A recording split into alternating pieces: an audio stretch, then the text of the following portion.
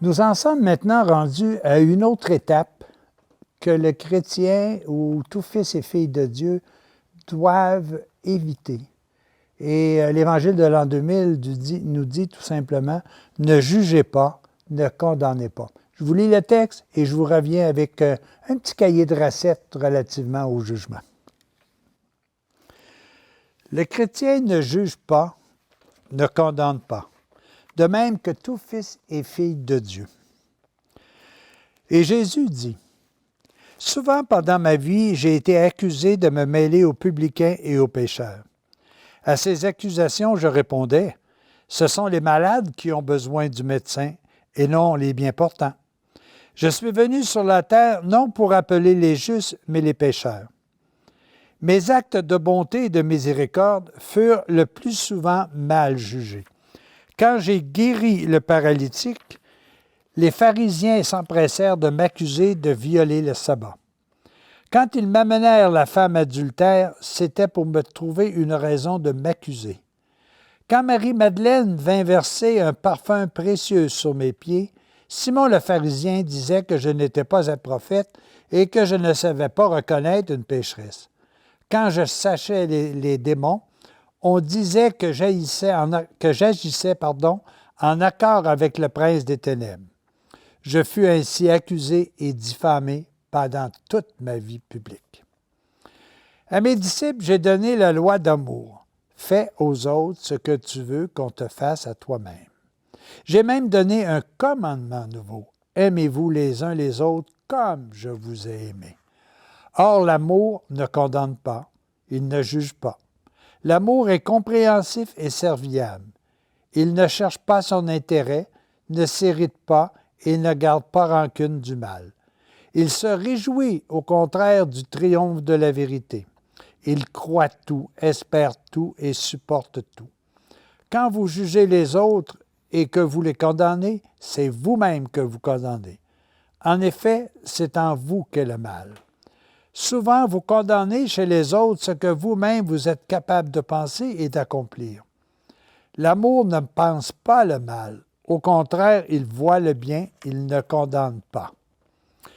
Dieu, qui est amour, s'est réservé le jugement parce que lui seul voit les intentions. Lui seul sonde les reins et les cœurs. Vous êtes incapable de juger le prochain avec justice et je vous ai mis en garde contre vous-même en disant « Ne jugez pas et vous ne serez pas jugés. Ne condamnez pas et vous ne serez pas condamnés. » Et Paul écrivait « Qui es-tu, toi, qui juges ton prochain? En jugeant ton prochain, c'est toi-même que tu condamnes. Vous serez mesurés avec la même mesure avec laquelle vous aurez mesuré les autres. Pourquoi vous ai-je dit, remarques-tu la paille dans l'œil de ton frère, pendant que tu ne vois même pas la poutre qui est dans ton œil? Ou comment peux-tu dire à ton frère, laisse-moi ôter la paille dans ton œil, quand il y a une poutre dans le tien? Hypocrite, commence par enlever la poutre qui est dans ton œil, et alors seulement tu pourras penser à enlever la paille dans l'œil de ton frère. Votre rôle, votre vocation de fils et filles de Dieu, c'est l'amour. Aimez sans cesse, aimez à la façon de Dieu qui fait briller son soleil sur les bons et les méchants. Vous êtes les fils et filles de Dieu, et Dieu est amour, bonté et miséricorde. Cette partie de l'Évangile de l'an 2000 contient énormément d'informations. On pourra en parler longtemps et très longtemps. La seule chose que je veux faire maintenant, c'est de vous d'éveiller en vous le goût d'aller en plus grande profondeur. Et je pense que c'est important que l'on soit capable de s'arrêter et de fouiller davantage à l'intérieur de nous pour bien comprendre ce que signifient ces paroles. Quelqu'un disait un jour, ce quelqu'un c'est Laurent Gagnon, qu'il est malheureux à l'homme, à la femme, de juger sur l'espace si bref d'une vie. Et à ce moment-là, on s'est mis à créer à la réincarnation, à la nécessité d'avoir double vie et autres, alors que ce n'est pas ça du tout. Parce que vous savez, nous jugeons avec quoi? Nous jugeons avec ce que nous sommes, avec ce qui a été créé en habitude chez nous, avec nos pensées. Alors que nous devrions juger à la connaissance de la vie de l'autre, C'est seulement en constatant les faits de sa vie et les faits de notre vie que nous pouvons rendre justice à ce qui se passe. Qu'il est malheureux à l'homme, et l'homme devrait toujours juger sur l'espace de nos deux vies, celle qu'il juge et celui qui juge. Je pense que c'est important de voir ça. Une autre phrase aussi qui m'interpelle, c'est quand Jésus ou Dieu dit « Je me suis gardé le jugement ». Vous savez, avant même que la faute soit, la justice était. Et ça, je pense que c'est excessivement important. Dieu ne peut pas se conserver le jugement de ce qui est mal parce qu'il est tout amour. Dieu ne peut que juger le bien, le beau, le bon, le juste. C'est sûr que si je ne le fais pas, je ne suis pas en présence de Dieu et il ne peut pas louer ce que je fais car je ne suis plus en sa présence. J'ai une petite parabole très rapide que j'aimerais vous dire, c'est la parabole de Tigus et Tifred. Tigus est un homme riche. C'était un homme, riche, généreux, disons qu'il passait la ligne. Tifred, lui, c'était un pauvre. Et Tifred, lui, tout ce qu'il cherchait à faire, c'est de rendre les autres heureux. Tigus, un jour, avait dit à Tifred, « Écoute, Tifred, tu peux prendre un petit coin, autant que tu ne nous déranges pas trop, prends un petit coin de mon domaine, là, puis les vieilles planches là, que je dois acheter de toute façon, je te laisse. Si jamais ça t'intéresse, mais à ce moment-là, tu pourras les prendre, te construire une petite cabane. » Tandis que Tifred, lui, il cherchait toutes les occasions d'aimer. Il ne jugeait personne.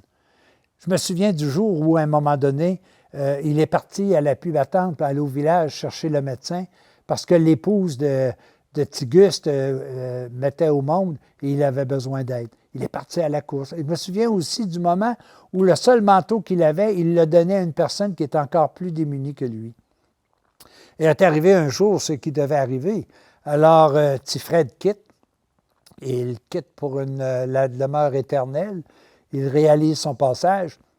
Et je me souviendrai toujours du moment où il est arrivé devant Saint-Pierre. Saint-Pierre, il était de même devant son livre. Il regardait par-dessus ses lunettes. Il dit, « Vous êtes qui? » « Je suis Tifred. »« Ah, Tifred! Mais on a tellement entendu parler de vous sur la terre. Ah, qu'on est heureux de vous voir arriver. C'est formidable que vous soyez ici. Regardez, il dit, « Nous avons le livre de votre vie. » Et ce livre contient tout ce qui est beau, bon, juste et louable. Tout ce que tu as fait. Te rappelles-tu le moment où tu es allé chercher à l'appui le médecin pour aider la femme de Tigus? Tout ça est recensé. Quand tu as donné ton manteau, tout ça y est recensé. On est tellement content de te voir. Et veux-tu voir ta demeure? Et là, il part. Évidemment, Tifred était heureux d'avoir sa demeure au paradis. Et là, il part avec Saint-Pierre, il passe devant un beau bungalow avec des petites fleurs en plastique. Et puis, pensant que c'était sa demeure, il était tout ébloui. Ben non, Saint-Pierre continuait à monter, il monta. Et là, il est arrivé avec une maison, mais extraordinaire. La musique, c'était le chœur des anges, tout était marbre, tout était amour, tout était beauté. Puis Saint-Pierre dit à Tifred, voici ta demeure. Tifred dit, mais voyons, ça se peut pas, j'avais... Non, voici ta demeure. Alors, profite de la demeure que tu as. Et il redescend. Quelques instants plus tard, c'est Tigus qui arrive toujours. Et là, Saint-Pierre est là, puis, votre nom, Tigus. Ah, Tigus! Ah, nous sommes tellement contents de te voir. Tu sais comment est-ce que tout ce que tu as... Rappelles-tu le moment où tu as permis à Tifred de faire un petit coin de sa maison, les planches que tu lui as données? Regarde, nous avons tous inscrit dans ton livre tout ce que tu as fait de beau et de bon. Justement, Tifred est arrivé dernièrement. Est-ce que tu veux voir sa demeure? Tigus dit, oh oui, sûrement. Et là, Saint-Pierre passe toujours devant le petit bungalow, il monte. Plus il monte, plus Tigus dit, mais c'est extraordinaire les demeures qu'il y a ici. Et là, il présente la demeure de Tifred. Ah, c'est extraordinaire.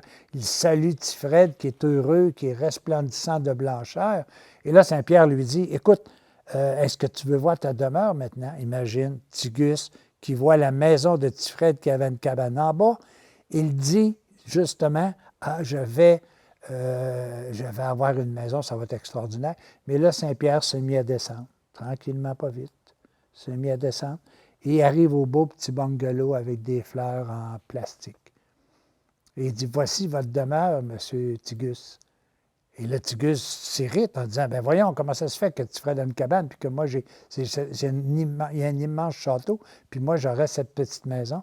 Et Saint-Pierre de lui répéter tout simplement, nous, on construit avec les matériaux que tu amènes d'ici-bas. Alors, Dieu ne juge pas le mal. Dieu ne fait que juger les actes de bonté.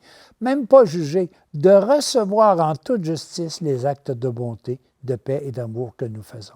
J'aimerais aussi prendre quelques instants pour vous dire quels sont les malheurs que le jugement apporte chez nous, les choses qui nous empêchent. Alors, prenez les phrases suivantes, puis si vous avez la chance, méditez-les quelque peu. Les jugements portés sur autrui sont des expressions détournées de nos propres pensées. On juge souvent sans connaître la véritable histoire. Juger, c'est enfermer et enfermer les autres et soi-même dans une prison. Juger, c'est pointer du doigt les différences avec soi. Remettre en question vos croyances et si par hasard, eux avaient raison. Le jugement n'est qu'une interprétation des faits. Juger, c'est souvent s'auto-protéger. Quand on juge, on force les autres à faire autant. Juger, c'est une perte de temps pour le bonheur. La vie est tellement simple lorsqu'on ne juge pas.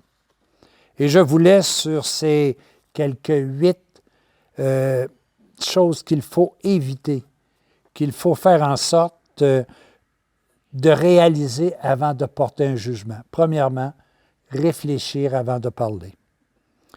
Moins tu juges, plus tu deviens libre. N'oublie pas que personne n'est parfait.